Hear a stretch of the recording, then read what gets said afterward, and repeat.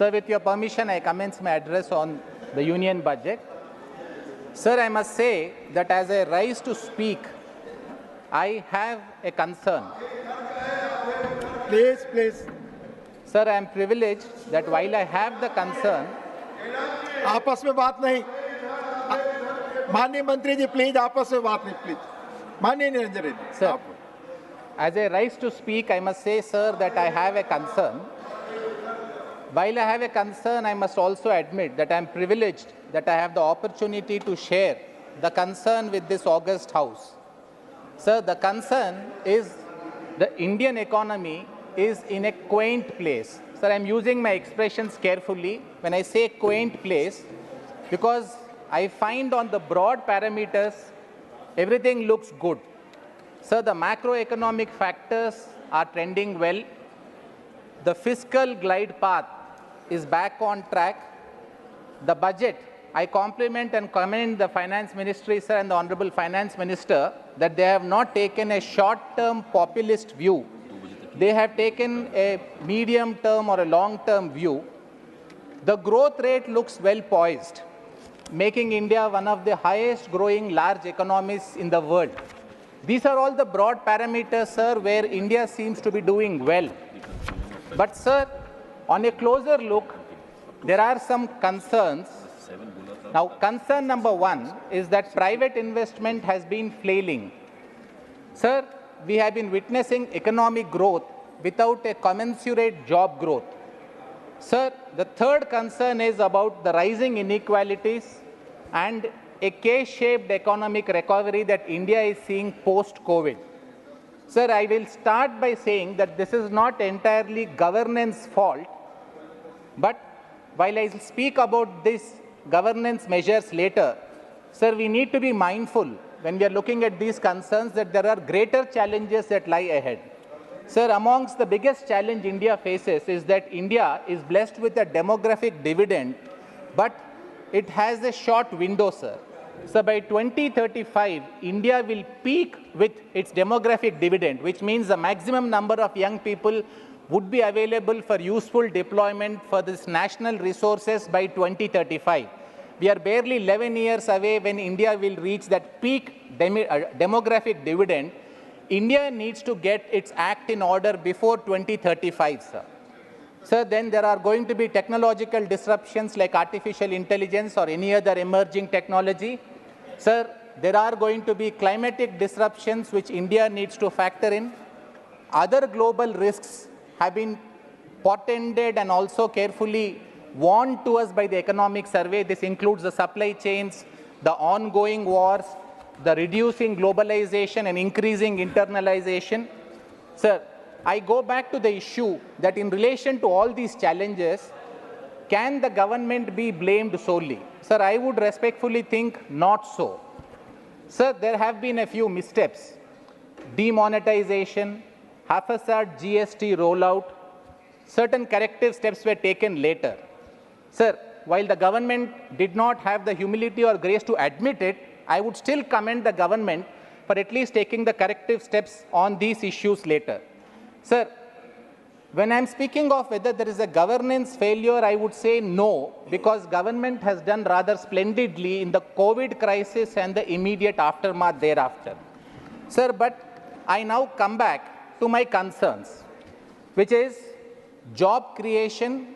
Sir, it is now recognized this is majorly linked to private investment that needs to happen. So this brings us to the second concern, sir, which is private investment. Why are we not having enough private investments? Why is India still bankrolling on the government capital expenditure that has been commendable? Sir, then we also need to be mindful of anticipatory challenges and disruptive forces that are likely to take place, sir. So now I would like to start with what seems to be a major problem area, which is private investment. Sir, I want to speak a little candidly. It may be not palatable to one or the other sections. Sir, when I look at what is it that is not bringing private investment, though the economy is doing well. Sir, Honorable Member Mr. Chidambaram, when he spoke, he said when growth happens, it is not seen only in numbers. One has a sense of seeing it and feeling it on ground. So today, if we have to be honest and candid, Why the private investments are not coming in the speed that we would want, sir, is because there is a prevailing sense of fear amongst the business people, sir. Now, this sense of fear is on account of the GST enforcements. I am not talking about political ED actions, sir, but I am talking of economic ED actions.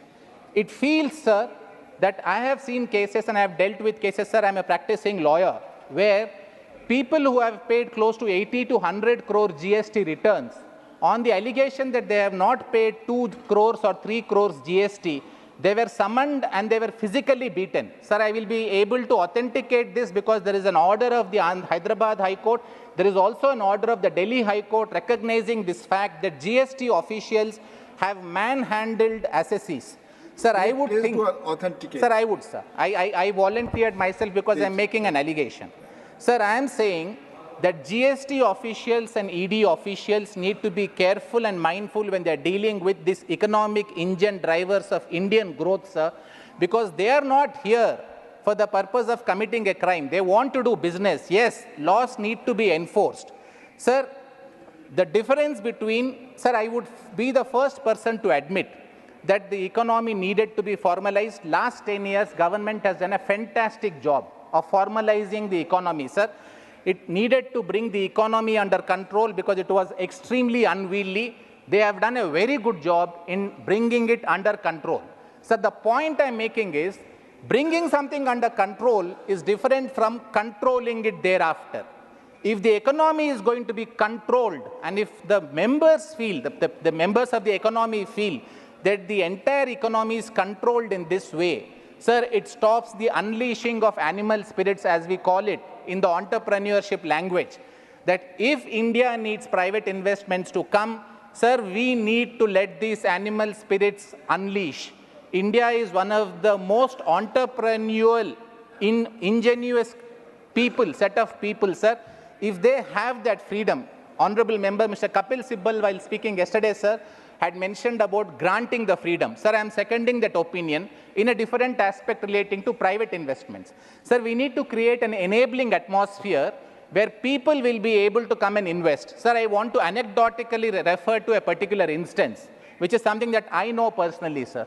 If some person wants to invest 10 crore rupees in a small town for setting up a particular business establishment, sir, he has to go through several processes. He needs to be helped through those several processes. If he feels that investing 10 crores is going to buy him a lot of trouble at the hands of enforcement agencies or tax authorities, then the next person who sees this person undergo this trouble, sir, he would think he is better off investing the money in land or in buying something which is not productive, doesn't add to the GDP, or buying shares. So we have this strange situation where the stock market is booming, but investments are not being made by the private sector. Sir, I would therefore say that it is very important that we remove this sense of fear from the businessman's mind. Sir, I would want to give the example of a policeman. Sir, we were told very early when we were young that when someone sees a policeman on the Indian road, we try to move away because we are a little worried. In London or in England, when someone sees a policeman, they walk towards the policeman because they know they will get help from the policeman. Sir, our GST agencies, our ED agencies, our tax and enforcement agencies in relation to business need to be that helpful agency that someone should feel comfortable approaching for the purpose of seeking help. They should enforce law, but while they are enforcing law, they should be using some kind gloves. They should not be using an iron fist. Sir, I think, sir, this government, as I said, has done a splendid job in formalizing the economy. It has played the strict father for sufficient length of time. Maybe, sir, time has come that this government now needs to start playing a kind mother. Sir, fortunately, we have the finance minister who the leader of opposition called Mataji, and I would respectfully urge the Honorable Finance Minister to ensure that this industry, which needs to come and make private investment, needs to be goaded, maybe needs to be persuaded. It may need a little bit of careful hand-holding by the government, sir. Sir, the next issue is about job creation. Sir, I have seen the current scheme that is proposed. I have done a quick back of the envelope calculation, sir. What I find, if you have to give this apprenticeship to 1 crore people in 500 companies over a period of 5 years, sir, it roughly works out to 4,000 people being granted this apprenticeship in each of the companies every year. Sir, it may be a tall ask. 5,000 rupees may be a little less. The suggestion I have for the Honorable Finance Minister is, could they scale it back a little? Instead of 1 crore, can they consider having a reasonable number of 20 or 30 lakhs to start with for the first 4-5 years? The apprenticeship amount needs to be something like 15,000 or 20,000 rupees. The pressure on the companies will be lesser. They may be able to take. Sir, I must also compliment the Finance Secretary who immediately clarified that this is not going to be a compulsive imposition on the industry. This has set certain concerns at rest. The government is starting from a good position, sir. We need imaginative, innovative solutions for the purpose of ensuring that we do this job creation. While the government's intent is something that I salute, sir, the scheme that has been spelled out in the budget, I have my slight reservations. I am not in a position to advise or guide the Finance Ministry. Sir, we have a very capable Finance Minister who has been presenting budgets for the 7 years, and I would think this is possibly one of our best budgets. I would request the Honorable Finance Minister to look into this aspect little more closely, sir. So then the next issue, which is a matter of concern for me, which I am sharing with this House, is about how do we tackle inequality. Sir, the government here may have to tread a very careful path. Sir, I don't find myself completely agreeing with my members on the right when they say that we need to have a more socialistic approach. Sir, please, I'm trying to get a better expression. But while we need to have welfare, sir, we cannot do it at the cost of development. India is in a development phase. I think the government is doing a balanced job of trying to balance development while providing welfare. But one area which is, there is still some lacunae and the government may need to look at it little more seriously, sir, is this rising inequality. This needs to be addressed. Sir, I ask myself, do I have a silver bullet to suggest? Sir, I don't. There is no easy solution to this. Sir, I think sadly, I have not heard anything from the treasury benches about how they would want to address this inequality on an urgent basis. Sir, I must also say I have not heard anything from the right side of the benches. While there has been criticism about rising inequality, there needs to be concrete, definite suggestions which may appeal to the government for implementation. So, sir, I think while none of us have a silver bullet or an immediate solution, this is a matter of concern which we may need to discuss.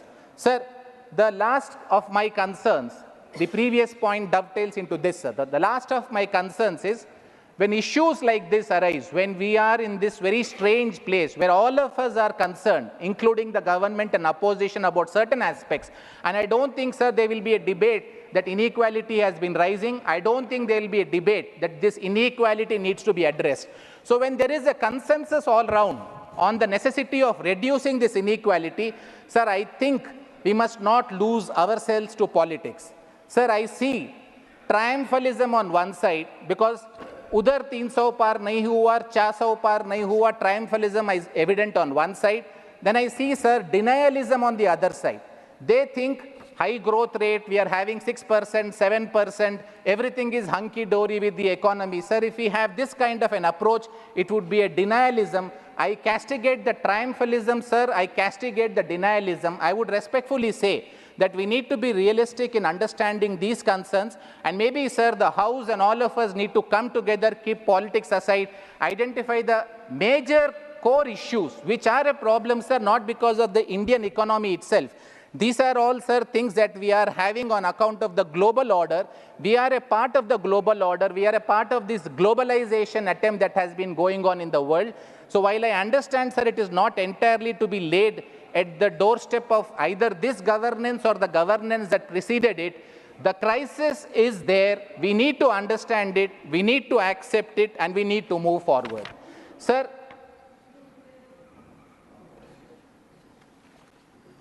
since I have a few more minutes, I just wanted to give 2 or 3 constructive suggestions from my side, sir. Sir, first, a topic very close to my heart. Court and infrastructure. Sir, I am happy. I would commend the finance minister that the budget for court infrastructure has been increased by 900 crores. Sir, from the previous year's budget, this is almost a one-third increase, sir. I'm grateful to the government for looking at this seriously. But I must also remind the government, sir, that we are starting from a low base. So the Indian court infrastructure is one of the relatively, sir, amongst the developed countries, we have the weakest infrastructure. A lot needs to be done. If India has to be a Vikasit Bharat, sir, we will need a Vikasit judiciary's infrastructure. Sir, I would implore the Honorable Finance Minister, after commending her for giving a one-third raise in 1 year, that please keep this trend going, because the judiciary needs the support of the government in ensuring that we provide this first-class judicial. Sir, we have one of the best judicial software, judicial personalities, sir, but we need the infrastructure that would go further. Sir, I also wanted to commend the government because for the first time, sir, I am seeing a legal and defense council system being allotted 200 crores. So for those who may not be well initiated into this, this means, sir, that when there are poor people who are not represented, the government is now saying we will provide you legal aid. Sir, earlier we always had these legal aid statutes and authorities, but they did not have the money. So this government has set up a 200 crores for the purpose of providing to legal aid council, which means a poor man can engage a good lawyer who will be paid a reasonable fee. He will come and defend the poor people. Again, madam, while I commend the Honorable Finance Minister, sir, I would ask this effort to be an ongoing, continuous effort. Sir, one concern, which is the e-courts program, which has had a decent allocation of 1,500 crores this year, at this juncture, sir, does not include the tribunals. There's an increasing tribunalization that is happening. I would request the Honorable Finance Minister to consider that a separate grant be made for e-tribunals like it is done for e-courts. So the next topic, again of an importance to me, is, sir, the large-scale importance placed by the budget on urban development. Sir, now this is something that is very important. The budget speech made by the Honorable Finance Minister had some very pleasing words. They were music to my ears to hear the Honorable Finance Minister recognize that cities are growth hubs, that there should be an economic and transit planning. Peri-urban areas need to be developed through planning schemes. Then brownfield development of existing cities need to happen. Transit-oriented development for 14 large cities is planned, sir. While this is done, sir, I find one major problem, sir, when I am seeing any urban development, which is urban planning is extremely weak, sir. So I have raised a few questions in this house with regard to urban planning, and I was rightfully reminded that it is a state subject. The center has a slightly limited role, sir, when it comes to urban planning. But, sir, the center has come up with some schemes where they are giving loans to the state government today on a 50-year basis without interest, and they are linking it to certain reforms. One of the suggestions I have for the Honorable Finance Minister is to ensure, since nearly 40 to 50% of Indian population, sir, will be living in cities, please link some of these loans to these urban planning modules or certain programs that the central government may indicate, because then it would mean that the states would be forced to do this under urban development plans, which will mean Indian cities will become better.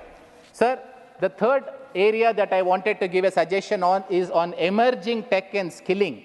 Sir, there is at present a dire shortage of adequate skilled personalities, sir, in AI and this emerging technology. Sir, AICTE as an educational institution is looking at this, sir, but India needs to plan. Sir, as of last year, NASSCOM report says there is 2 lakh personal shortage of people who are required in this high-skilled machine learning and artificial intelligence. Sir, AI is going to be disruptive. We are going to lose jobs, but, sir, we have a brilliant opportunity. Sir, in the Stanford University's AI Index report, India ranked #1, sir, in having this skill penetration of artificial intelligence. We were higher than US, we were higher than any other country. This is, sir, because of the software skills that Indians have been trained over a period of time. There needs to be, sir, a renewed focus on skilling on these new emerging areas. These new emerging areas will displace some old jobs, but if we are able to skill our young people on the new areas, they will compensate for the lost jobs, and the skilling needs to be done alternatively for people who are coming out of these lost jobs. Sir, the last point I want to make is that the land records digitization, the income tax revamp that is proposed in 6 months, the taxonomy for climate change, and the Bharat nuclear reactors.